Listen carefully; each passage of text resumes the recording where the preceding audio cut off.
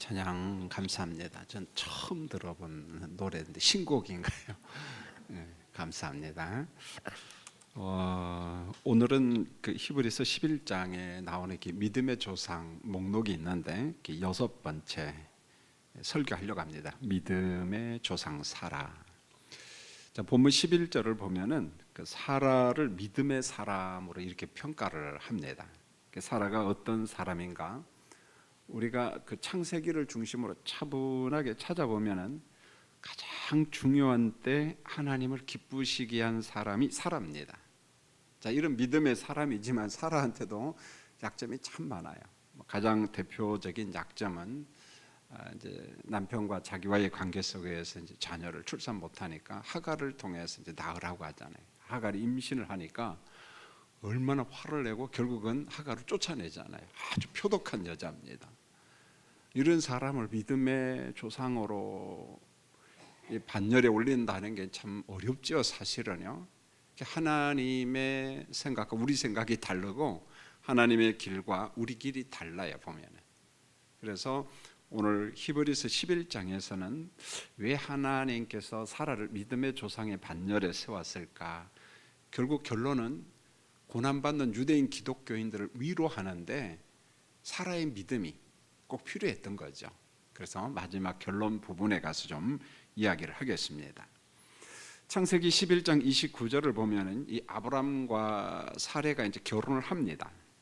사라는 원래 아브람의 이복 누이죠, 보면. 그래서 창세기 20장 12절에서 그렇게 이야기합니다. 근데 실제로 이복 누이다. 여러분 족장 시대는 여러분 근친 결혼이 가능했습니다.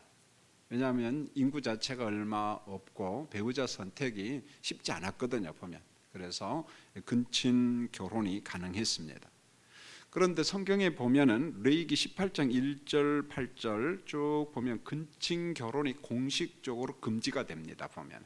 율법으로도 이제 근친 결혼 하면 안 된다. 그렇게 하나님께서 이제 못을 딱 박아 버리죠, 보면. 창세기 11장 30절에 보면 사레는 임신을 하지 못했습니다. 자, 히브리어 원뜻을 보면 불임여인이다 이렇게 나와요. 그래서 잉태하지 못하는 사레입니다. 아이를 가질 수가 없습니다. 창세기 12장 1절로 3절에 보면은 아브라함이 약속을 받을 때 사레도 함께 받는 거예요, 사실은.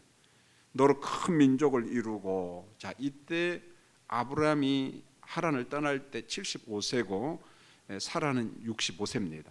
몇 살에 결혼했는가는 잘 몰라요. 성경에 보니까 둘이 부부고 이런 나이는 나오지만은 정확하게 몇 살에 결혼을 해서 지금 얼마나 살았는가 그런 기록은 없어요. 그냥 우리가 감을 잡을 뿐입니다. 하나님이 주신 언약의 큰 민족이라고 하는 이 자손의 약속, 후손에 대한 약속이 있는데 창세기 13장 14절로 18절을 보면 좀 더 구체적으로 자손의 약속을 합니다. 그래서 하나님께서 아브라함에게 자, 동서남북 사방을 한번 바라봐라. 그리고 난 다음에 주신 말이 너와 내 자손에게 이 땅을 준다. 내 자손이 땅의 티끌처럼 많을 것이다. 성경에는 그런 표현이 많이 나오잖아요. 땅의 티끌, 바다의 모래, 하늘의 별처럼. 자, 이런 식으로 해서 하나님께서 약속을 맺죠. 그래 하나님께서 아브라함에게 동서남북을 바라 보이는 땅을 내가 너에게 다 준다. 그리고 너의 자손에게 준다. 그런데 너의 자손이 어느 정도 될 것이냐? 땅에 티끌같이 된다. 이런 표현을 씁니다. 너의 후손이 굉장히 많아질 것이다. 자, 시간이 많이 흘렀지만은 아브라함과 사레한테 자식이 없습니다. 자식이 태어나지 않았어요. 그래서 창세기 15장 2절에 보면 자식을 기다리던 아브라함이 지쳤어요. 여전히 사람입니다. 우리는 아브라함이 우리와 똑같은 인성을 가진 사람, 성정을 가진 사람이라는 것을 이해를 해야지 자꾸 아브라함을 어떤 저 높은 믿음의 반열에다가 올려놓으면 우리하고 동떨어진 사람이 돼요. 여러분 그렇지가 않습니다. 아브라함은 유별난 사람이 아니라는 거예요, 보면은요. 그래서 자식을 기다리던 아브라함이 이제 결심을 하는데 나의 상속자는 다메섹 사람 엘리에셀입니다. 이렇게 말해요, 하나님 앞에. 하나님, 이제 나의 상속자는 엘리에셀입니다. 여러분 친자가 아니잖아요, 엘리에셀은. 그래서 하나님 앞에 지금 내가 이제 이 엘리에셀을 양자로 삼겠습니다 통보하는 겁니다. 여러분 여기에서 아브라함의 고민이 나오잖아요. 과연 하나님의 약속이 실현될까 하고 지금까지 기다렸어요. 기다렸지만은 하나님께서 주신 약속이 사실은 실현이 됐어요, 안 됐어요? 안 됐습니다. 여러분 인간의 본성과 하나님 말씀 사이 갈등이 바로 이거예요. 자, 우리가 하나님의 말씀을 붙잡고 기도할 때가 참 많거든요. 그런데 내가 그 말씀을 붙잡고 기도했지만은 그게 응답이 실현되기까지는 굉장히 시간이 걸리고 어떤 사람 20년 기도했지만 여전히 실현되지 않아서 갈등하는 사람들이 있습니다, 여러분. 그래서 목사님 왜 내 기도는 연락이 안 되지요? 내가 믿음이 부족한가? 그러면서 자기를 자학할 때가 있는데 여러분 그렇지가 않습니다. 여러분 아브라함도 마찬가지예요. 인간의 본성과 하나님 말씀 사이에서 아브라함도 얼마나 고민하고 갈등하는지 몰라요. 그래서 드디어 자기의 속마음을 열어서 하나님 앞에 이야기하는데 창세기 15장 2절에서 그렇게 말했어요. 하나님 난 자식이 없습니다. 그러면서 하는 말이 난 정말 많이 기다렸습니다. 하나님 그렇지 않겠습니다. 인간 편에서 볼 때 아브라함 얼마나 많이 기다렸습니까? 난 많이 기다렸습니다. 문제가 뭐냐? 젊으면 더 기다리겠는데 이제 못 기다리는 거예요. 나이가 많기 때문에 이제는 친자식을 주지 않아도 됩니다. 엘리에셀을 양자로 삼겠습니다. 하나님 앞에 통보를 하는 거예요. 하나님 이제 괜찮습니다. 저 많이 기다렸습니다. 나이가 얼마나 많은데요. 여러분 성경에 등장한 엘리에셀은 어느 정도 귀한 사람인가? 창세기 15장 3절을 한번 여러분 스크린 보고 한번 읽어볼까요? 정말 귀한 사람이 있겠습니다. 시작. 아브라함이 또 이르되 주께서 내게 씨를 주지 아니하셨으니 내 집에서 길린 자가 내 상속자가 될 것이니이다. 이렇게 말합니다. 내 집에서 태어난 종 이 엘리에셀이 나의 상속자가 될 겁니다. 하나님 이제 친자 안 줘도 돼요. 그런데 이게 원뜻은 이런 말입니다. 풀어 설명하면 내 집의 아들이 나의 상속을 받을 것이다. 아예 엘리에셀을 보고 아브라함 내 아들이라고 그랬어요.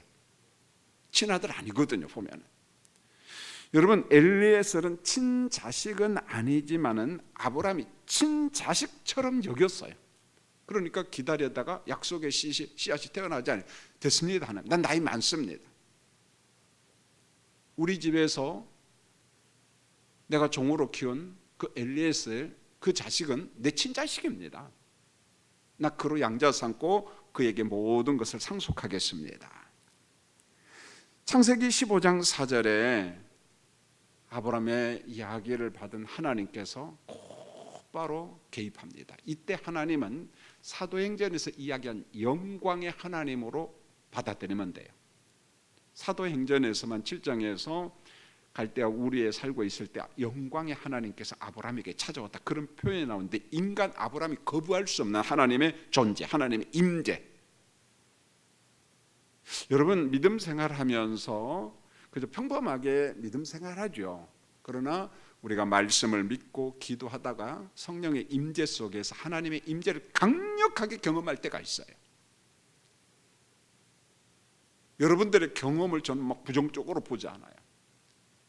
뭐 듣고 아이 그건 이상해 틀렸어 그렇게 말하고 싶지 않아요. 왜요? 하나님은 하나님이에요. 성령은 성령이기 때문에 각 사람에 따라서 주신 바 은혜가 있어요. 그런 경험이 있다는 거예요. 아브라함도 영광의 하나님을 경험했습니다. 자, 영광의 하나님께서 창세기 15장 4절에 찾아와서 첫 마디가 뭐냐? 아브라함아 그 사람 내 상속자가 아니야. 무슨 소리 하는 거야 너 지금. 내 몸에서 날 자가 내 상속자이다. 그러니까 아브라함과 사라와 관계 속에서 태어날 자식만이 너의 상속자지 다른 헛된 생각하지 말라 그런 말입니다. 여러분 본문의 의도는 그가 친자냐 아니냐 이게 문제는 아니에요.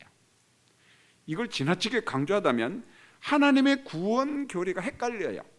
여러분 하나님의 구원 교리는 혈통에 있지 않습니다. 꼭 아브라함이 자식만 혈통으로 그의 자식만 구원받는다. 천만의 말씀 그런 법 없어요 여러분. 구원은 전적으로 하나님의 은혜고 무엇으로 구원받아요? 믿음으로 구원받는 거예요. 믿음으로 구원받습니다. 그러면 왜 친자여야만 되는가? 하나님께서 강조하는 이유는 하나님과 아브라함과 맺은 언약의 실현 때문이라는 거예요. 하나님과 아브라함과 약속을 맺었어요. 언약을 맺었습니다. 창세기 15장 5절에 다시금 영광의 하나님이 아브라함을 이끌고 밖으로 나갑니다. 여러분, 이것을 그림으로 한번 그려보세요. 영광의 하나님이 아브라함에게 찾아서, 야 아브라함아, 너 무슨 소리야 지금? 나랑 정 밖으로 나가자. 여러분, 고대 사회에 하늘이 얼마나 맑았을까요? 막 하늘에 막 별들이 막 초롱초롱하지 않았겠습니까? 시골 한번 생각해 보세요. 여러분, 어릴 때 고향에서 아브라함을 이끌고 밖으로 나가서 하늘의 무별을 봐라. 그래요. 하나님께서 아브라함아 봐라. 막 별들이 막 대단하잖아요. 보면은요, 내 자손이 이렇게 될 것이다.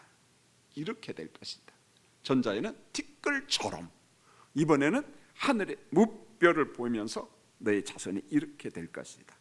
그랬더니요, 영광의 하나님이 아브라함에게 감동을 줘요. 거부할 수 없는 하나님의 임재를 또 경험하는 겁니다. 그랬더니 아브라함이 여호와를 믿었어요. 하나님의 존재를 믿고 하나님의 약속을 재차 또 믿는 겁니다.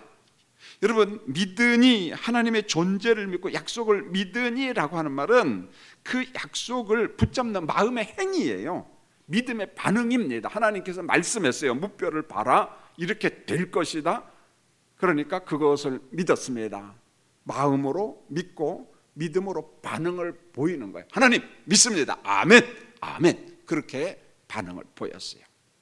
그랬더니 그 다음 9절에 보세요. 여호와께서 이를 그의 의로 여기시고. 여러분, 히브리서 11장에 보면 실상이라는 말이 나와요. 이 말 참 쓰기가 좀 무서운데, 이단들이 신천지가 하도 쓰니까 좋은 말은 다 갖다 써, 이단들이. 그러니까 우리가 쓰기가 민망해. 여러분, 아브라함은 실상을 지금 보지 못했습니다. 이렇게 약속을 받을 때 약속의 씨앗이 있어요, 없어요? 없습니다. 여러분, 없으니까 엘리에셀을 나의 양아들로 삼겠다고 이야기하는 거 아니겠어요? 단지 아브라함이 실상을 보지 못했지만은 약속을 통해서 그 약속이 실상으로 나타날 것을 믿은 겁니다. 이게 히브리서 11장이에요, 여러분. 약속이 실상으로 나타날 것을 믿은 겁니다.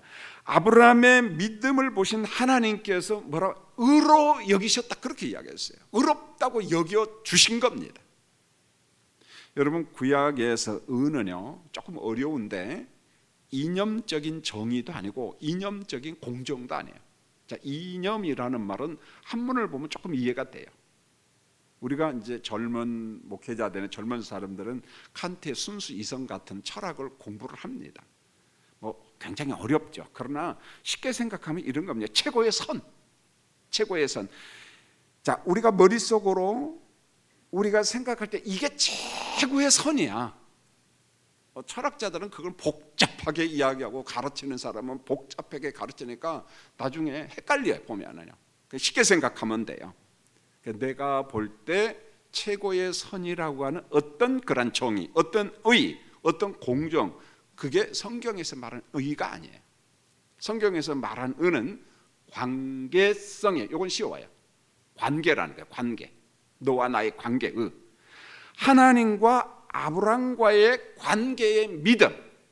자, 하나님이 아브라함을 부르셨어요. 영광의 하나님이 나타났어요.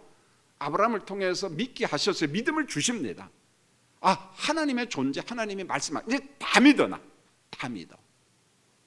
이 관계 속의 믿음, 그리고 믿을 수 없는 환경이지만 하나님의 약속을 드디어 영광의 하나님을 통해서 자신의 것으로 믿는 거예요. 수용하는 거예요.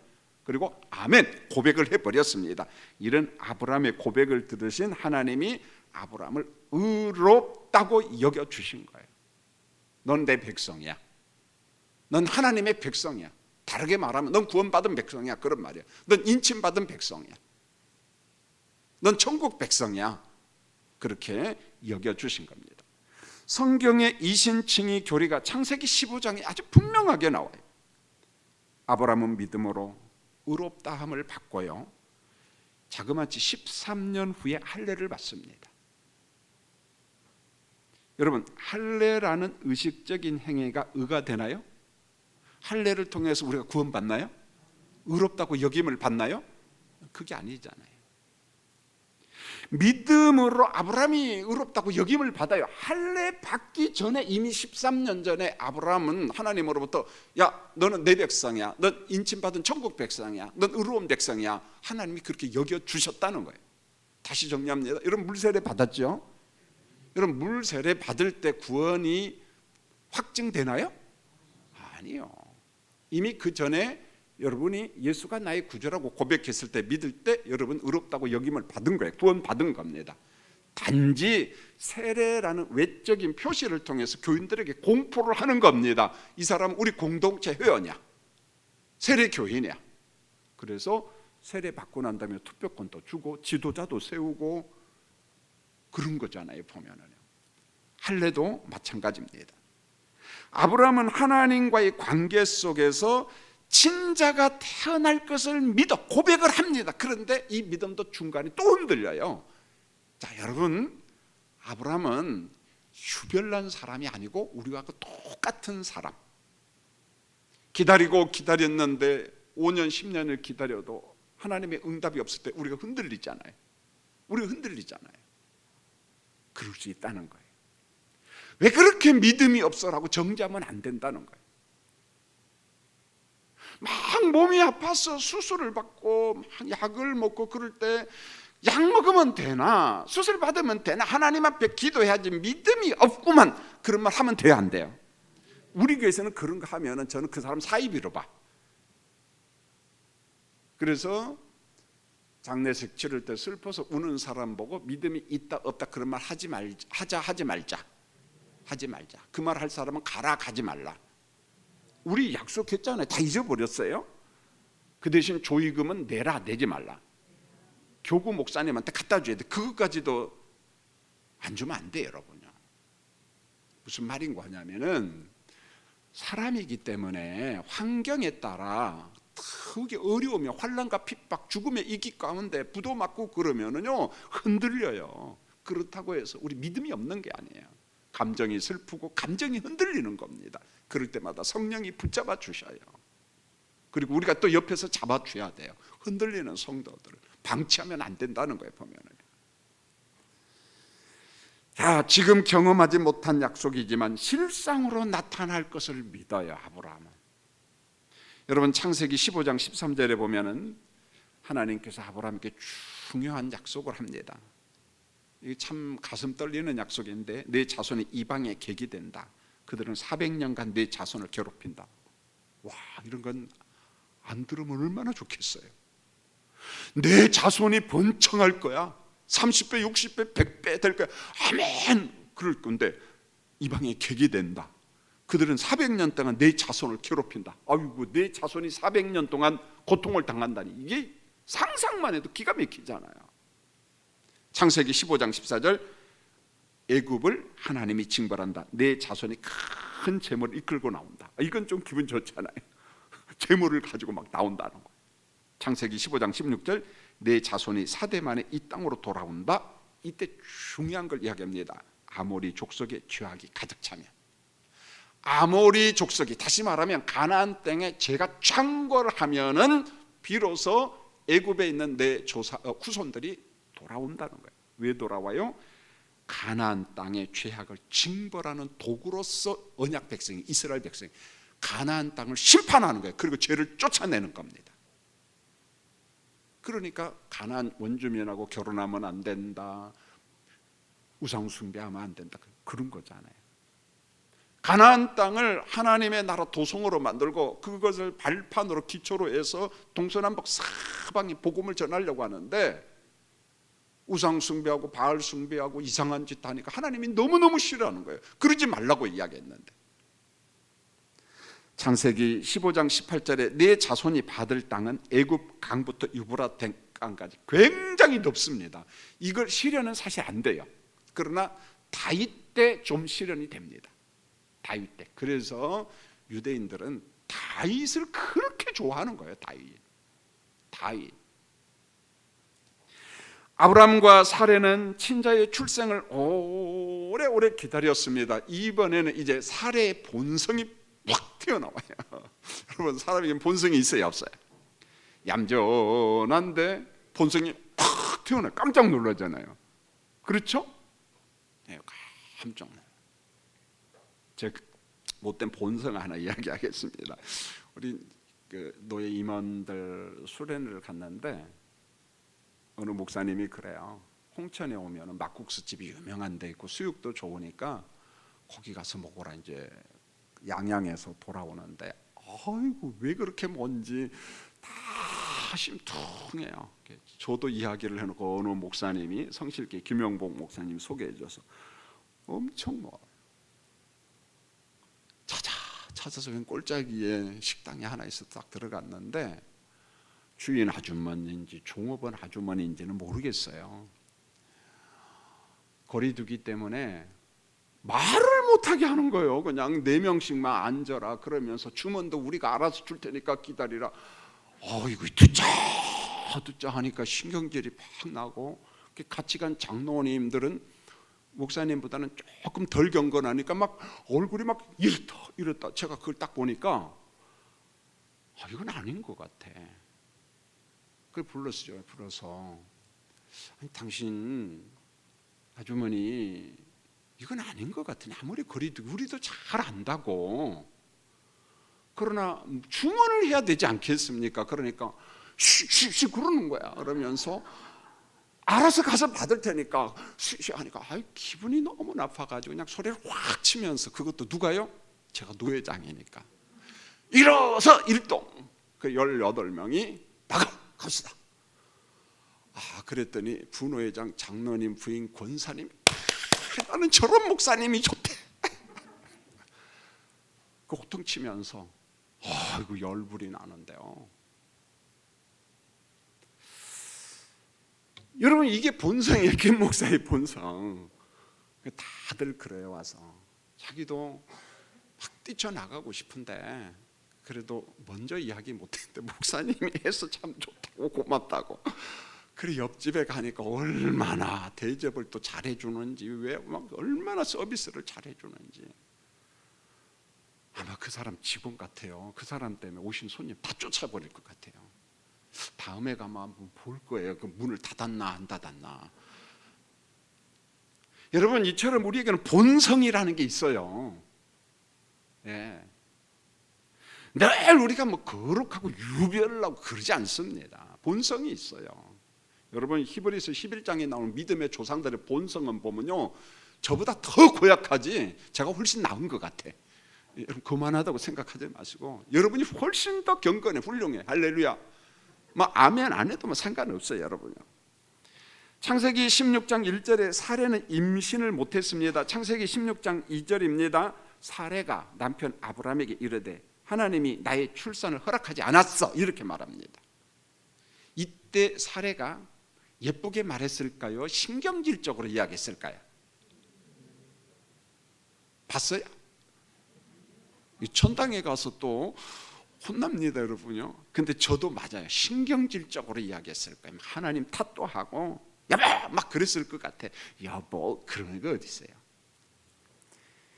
여정 하갈에게 들어가라 그랬어요. 첩에게. 혹 그로 말미암아 자녀를 얻을까 한다. 아브라함은 기다리다 지치니까 솔깃해서 사라의 말을 잘 들어요. 이런 건 또 남자들이 잘 들어보면은. 창세기 16장 4절에 하갈이 임신을 합니다. 여주인을 멸시를 합니다. 자기 신분을 망각해버리잖아요. 이게 인간이에요. 별 수 없습니다. 사례가 분노하자 남편한테 막 따지잖아요. 그러니까 남편이 싹싹 빌면서 그런 거예요. 아니요, 당신이 하란 대로 했으니까 그거는 하갈은 당신 조정이야, 당신 마음대로야. 그러니까 하갈이 쫓아내버려요. 정말 표독하잖아요. 나가! 쫓아내버렸습니다. 창세기 16장 16절, 드디어 하갈이 이스마엘을 출산했습니다. 이때 아브라함의 나이가 86세입니다. 이 나이가 참 중요해요. 여러분, 아브라함이 정확하게 몇 살에 결혼했는지 모르지만은 75세라는 나이가 나오니까 11년 후에 이스마엘을 본 겁니다. 소자지요. 창세기 16장 16절 아브라함의 나이가 86세고 이제 나이가 점핑을 합니다. 창세기 17장 1절에 보면 아브라함의 나이가 99세입니다. 여러분, 이스마엘을 출산하고 13년 동안 하나님과 아브라함과의 대화가 없어요. 성경에 더 이상 기록이 없습니다. 우리는 이것을 보통 하나님의 침묵기간, 아브라함의 영적 암흑기 그렇게 이야기합니다. 하나님이 침묵했어요. 하나님이 말을 안 해요. 아브라함에게 영적 암흑기가 왔어요. 아브라함은 정말 고통스러운 시간이에요. 하나님과 소통이 없어요. 13년의 침묵 기간이 지나자 창세기 17장 1절을 보면은 하나님이 아브라함을 책망하는 말씀이 나와요. 자, 여러분 한번 창세기 17장 1절 스크린 보고 같이 한번 읽어볼까요? 시작. 아브라함이 99세 때에 여호와께서 아브라함에게 나타나서 그에게 이르시되 나는 전능한 하나님이라 너는 내 앞에서 행하여 완전하. 자, 스크린 그대로 놔둬보세요. 아브라함이 99세 때에 이스마엘을 출산하고 몇 년이 흘렀다고요? 13년이 지났습니다. 여호와께서 아브라함에게 어떻게 해요? 나타나사 13년의 침묵 기간을 깨고 나타나사 그에게 이르시되 나는 전능한 하나님이라 너는 내 앞에서 행하여 무엇하라? 칭찬이에요? 책망이에요? 책망이에요. 하나님의 책망입니다. 여호와 하나님은 초월자고 전능자야. 아브라함아, 영광의 하나님이 수없이 이야기했어요. 하나님과 언약을 맺은 아브라함아, 너는 부탁한다. 하나님 앞에서 좀 완전하라. 어떻게 인생이 완전할 수 있겠습니까? 이 말은 이런 거죠. 다시는 하갈과 같은 여인을 통해서 자손을 자꾸 출산하지 말아라. 그런 짓 하지 마. 그런 말이에요. 하나님의 약속을 신뢰하라. 물론 조급한 줄 알아. 아브라함아, 너 13년 기다리느라 참 고생 알고 뭐 11년 기다리고 안다. 그런데 넌 하나님 앞에서 전능자 앞에서 완전하라. 그런 말이에요. 하나님께서 아브라함의 약점을 알지만 찾아오셔서 하나님 앞에서도 완전하라. 하나님 말씀합니다. 여러분, 창세기 17장 2절에 이제 번성에 대한 기사가 또 나오는데 이것은 창세기 12장 1절로 3절에서 언급한 것에 대한 확인이에요. 재차 확인합니다. 하나님이 주신 언약은요, 새로운 거 없어요. 전부 다 재갱신이에요. 똑같은 말입니다. 반복 계속해서 이야기를 합니다. 내가 내 언약을 나와 너 사이에 두어 너를 크게 번성하게 하리라. 계속 이 말이에요. 이어서 하나님은 언약의 보증으로 아브라함에게 중요한 사인을 심어줘요. 아브라함아, 너 완전해. 흔들리지 마. 자, 이금부터 이름 좀 바꾸자. 하나님께서 이름을 바꿔요. 창세기 17장 5절에 아브람 대신에 아브라함으로 바꿔요. 이름 바꿨어요. 여러분, 아브라함은 높은 아버지, 존귀한 아버지. 참 이름 좋지요. 그런데 아브라함은 많은 무리의 아버지, 열국의 아버지. 지금 친자식은 있어요, 없어요? 없는데 이름은 바꿨어. 자식 한 명도 없는데, 물론 이스마엘이 있지만은, 그런데 이번에는 사레 이름도 바꿔버렸어요. 하나님께서. 야, 너 이름도 바꿔, 너도. 여러분, 사레는 나의 여주인, 공주, 그런 말이잖아요. 한 가정의 주인. 그런데 사라는 온 나라의 주인, 열국의 어머니다, 그런 말입니다. 두 사람 이름 안에다 하나님께서 언약을 심어버려요. 너 이름 바꿔. 여러분, 이 말씀을 저는 볼 때마다 늘 그런 생각이 들어요. 야, 이거 동네 부끄러워서 다녔겠나. 이름을 바꿨어. 아브라함. 그러니까 사람들이 사라 하니까 빈정거리는 거예요. 저 꼴에 자식 하나도 못 낳고 친자식도 없으면서 이름은 또 바꿨네. 아브라함이 99세에 열국의 아버지, 89세 사라가 열국의 어머니 하니까 사람들이 그 이름 보고 좋아하겠어요? 빈정거리겠어요? 웃겠어요? 여러분, 이름이 어떤 이름입니까? 그래서 이름이 좀 어색한 사람은 이름을 바꾸지 않아요. 아브라함이 결혼한 지 25년이 넘자 하나님이 나타납니다. 창세기 18장 아브라함이 세 사람을 자기 장막으로 영접합니다. 상수리 나무 밑에서 이렇게 사람들이 거닐고 있는데 창세기 18장 10절에 그 세 사람이 이렇게 말합니다. 내년 이맘때에 사라에게 아들이 있으리라. 창세기 18장 11절로 12절에 사라가 그렇게 말합니다. 나이가 많아 늙고 생리가 단절되었고 나의 주인 내 남편도 늙었습니다. 인생에 즐거움이 없습니다. 그렇죠? 좀 자식도 많고 손자 손녀도 많고 그러면 인생의 보람도 있고 즐거움도 있지 않겠습니까? 근데 인생에 즐거움이 없다는 거예요. 이해가 되죠?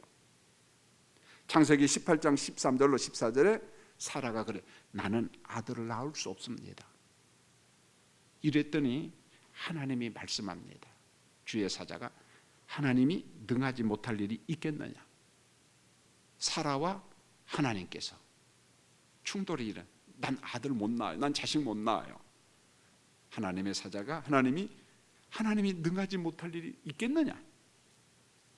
그랬더니 기한이 이를 때에 사라에게 아들이 있을 것이다. 창세기 21장 1절로 3절에 하나님이 사라를 돌보시죠. 여러분 이때 돌본다는 말은 마치 성령의 덧입음, 마치 마리아가 동정녀 상태로서 잉태한 것처럼, 물론 그것과는 좀 다르죠. 성령의 돌보심. 그리고 임신을 합니다. 아들을 낳았습니다. 창세기 21장 7절에 이삭은 아브라함이 그리고 사라가 노경에 낳은 아들이다. 이걸 강조합니다. 자, 드디어 이제 오늘 이걸 말씀 히브리서 11장 11절 12절 이 두 절을 같이 한번 읽어보시죠. 히브리 기자는 사라를 어떻게 평가하느냐, 이 평가가 왜 히브리서에서 중요한가? 자, 한번 읽겠습니다. 시작. 믿음으로 사라 자신도 나이가 많아 단산하였으나 잉태할 수 있는 힘을 얻었으니 이는 약속하신 이를 미쁘신 줄 알았음이라. 이러므로 죽은 자와 같은 한 사람으로 말미암아 하늘의 허다한 별과 또 해변의 무수한 모래와 같이 많은 후손이 생육하였느니라. 여러분 여기에서 중요한 게 뭡니까? 믿음으로 사라 자신도 나이가 많아 단산하였으나, 단산. 여러분 옥편 찾아보세요. 한번요. 끊을 단자예요. 생산이 끊어졌다는 거예요. 아이 못 낳는다는 거예요. 이건요 생물학적으로 신체가 이미 죽었다는 말입니다. 둘 다 죽었어요 이미요. 그래서 예수 그리스도의 십자가의 죽으심과 땅에 묻힘, 부활하심을 여기에서 간접적으로 찾아와요. 예표와 실체로. 내 나이가 많아 단산하였으나 내 생물학적 신체의 나이는 난 이미 죽었어요. 완전 죽었습니다.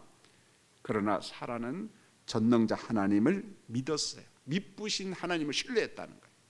미쁘신 하나님. 중간에 흔들리기도 하고 난 낳지 못합니다 뭐 이런 이야기를 했지만, 그러나 근본 속에는 하나님을 기쁘시게 했다, 믿었다는 거예요. 그리고 믿음으로 약속의 씨를 얻어 하늘의 별처럼 바다의 모래알처럼 숱한 후손을 뒀다는 거예요. 사라에게 정말 중요한 거예요. 성경에 나오지 않지만은 간접적으로 성경에서 해석할 수가 있어요. 하나님을 기쁘시게 한 사라의 믿음의 극이 어디냐? 여러분 창세기 22장에 보면 하나님이 이삭을 번제로 바치라고 했을 때 사라가 반대한 내용이 나와요, 안 나와요? 여보 무슨 소리야, 내가 지금 몇 살에 낳은 아들인데 무슨 번제로 드려? 자, 여성도님들, 여러분 남편이 그런다면 반대할 것 같아요, 안 반대할 것 같아요? 안 반대?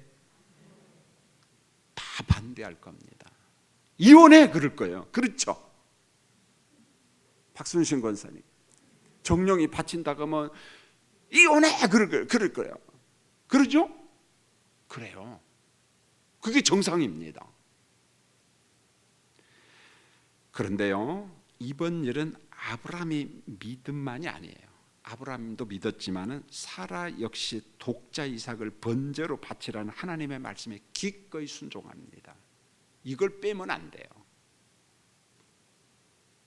뭐 사라는 뭐 사람 아닌가? 그렇지 않아요. 여러분, 부부가 하나님의 일을 하기로 결정한 거예요. 사라가 얼마나 멋진 사람이냐면 어느 때는 본성이 폭발해서 하갈을 쫓아내기도 하고 참 표독하기도 했지만은 시간의 흐름 속에서 성령이 다듬어 가셨어요. 남편 옆에서 영적 암흑기도 같이 고통을 당하고, 남편이 하나님의 말씀을 듣고 독자 이삭을 번제로 바치라고 했을 때 같이 믿습니다. 그리고 같이 성원해 줍니다. 아브라함도 사라도 믿음의 사람입니다. 여러분, 아브라함이 이삭을 데리고 나무찜을 짓고 횃불을 가지고 모리아 산으로 갈 때 그 뒷모습을 본 엄마의 모습, 아내의 모습 어떨까요? 여러분, 자식 군대만 가도 울어요, 안 울어요? 울잖아요, 여러분요. 내 자식이 지금 죽으러 가는데 기가 막히잖아요. 여러분, 가정은 그런 것 같아요. 다듬고 다듬어서 부부가 함께 믿고 함께 하나님의 일을 하기를 하나님이 원하시에요. 물론 처음부터 그러지는 않습니다. 나름대로 갈등도 있죠. 교회도 마찬가지입니다. 목사님과 장로님과 교인들이 함께 믿음으로 가는 겁니다. 함께. 어느 집사님이 그래요. 처음에는 자기가 11조하고 주님의 일, 선한 일을 할 때는 아내가 좀 반대했는데 이거 어떻게 번 돈인데 그러시냐고 하는데, 어느 날 은혜를 경험하고 난 다음에 하십시오. 제가 그 간증을 들으면서 시간의 흐름 속에서 하나님이 이렇게 다듬어 가는구나. 믿음의 조상 사라가 고난 중에 있는 유대인 기독교인들을 위로하고 있어요. 이게 히브리서 말씀이에요. 지금요, 히브리서에 등장한 사라입니다. 그러니까 히브리의 환경을 이해를 해야죠. 환난과 핍박에 재산을 빼앗기고 순교당하고 유대교로 돌아가려고 하고 지금 그런 환경이거든요. 그런데 왜 사라가 등장했습니까? 사라가 이렇게 말합니다. 유대인 기독교인들아, 내 육신은 죽은 자와 같아. 나는 자녀를 출산 못해 극심한 스트레스를 받았다. 그래서 내 여종 하갈을 내 남편에게 주고 이스마엘을 얻고 그 이스마엘 출산으로 또 스트레스를 얼마나 받았는지 몰라. 내가 인내하지 못한 결과가 이거야. 그런데 여러분들이 환난과 핍박이 있다고 인내하지 못하고 뒤로 물러서 다시금 유대교로 가려고 그래? 예수를 배교하려고 그래? 그러지 마. 조금만 참아. 그거 이야기예요. 나도 여러분의 마음 알아, 그 말입니다. 내가 인내하지 못해서 이스마엘을 낳고 이 분쟁의 불씨 때문에 내가 얼마나 고통을 당하는 줄 아니? 이런 거예요. 후에 이삭을 하나님께 드린다고 했을 때 나는 이번엔 달랐어. 내 남편의 결정에 나도 아멘 했어. 그 이야기를 하는 거예요. 사라의 그 다양한 그 인생 경험을 보라는 거예요. 유대인 기독교인들아. 그리고 그 사라가 유대인 기독교인들, 환난받는 핍박받는 교인들에게 간증을 하고 있습니다. 그 간증거리가 위로의 사건들이라는 것입니다. 유대인 기독교인들아, 절대 뒤로 물러나지 말라. 유대교로 돌아가면 안 된다. 신실하신 주님을 신뢰하라. 봐라, 내가 누구냐? 죽은 자와 같은 몸에서 이삭을 낳았어. 내 간증을 들어봐. 지금 우리의 환경도 죽은 자와 같은 환경이 지금 히브리인 기독교인들은, 유대인 기독교인들은 재산을 빼앗겼어요, 여러분요. 죽어갔다니까요. 히브리서 11장 보십시오. 칼로 켜고 톱으로 켜고 그렇게 죽었어요. 지금 원형 경기장에 끌려가서 죽고. 그런데 사라 같은 사람이 위로가 되죠. 인생 파란만장하게 산 사람. 여러분, 우리가 어려울 때 넘어질 수 있어요. 사라처럼 실수할 수 있습니다. 그렇다고 해서 믿음 없는 거 아니에요. 그런 거 하나하나를 통해서 우리를 다듬어 가십니다. 성도님들, 어느 순간 여러분의 그 파란만장한 인생, 실수, 넘어진 과실, 그게 오히려 누군가에게 위로가 되고 누군가를 붙잡아 줄 겁니다. 그런 말 있잖아요. 환자가 환자를 잡아주잖아요. 건강한 사람은 환자 못 잡아줍니다. 왜요? 환자 마음을 알아요, 몰라요? 몰라요. 그런데 아파본 사람, 수술한 사람, 투병생활한 사람, 환자 마음 알아요, 몰라요? 압니다. 그래서 울어주는 거예요. 그래서 기도하는 겁니다. 사라가 이야기합니다. 혼자만의 인내가 아니라 삼위일체 하나님을 신뢰하면서 힘들지만 인내하라. 유대인 기독교인들아, 저도 말합니다. 힘든 성도님들, 벅찬 성도님들, 사라를 보면서 인내하시기를 예수님의 이름으로 축원합니다. 광고 말씀드립니다.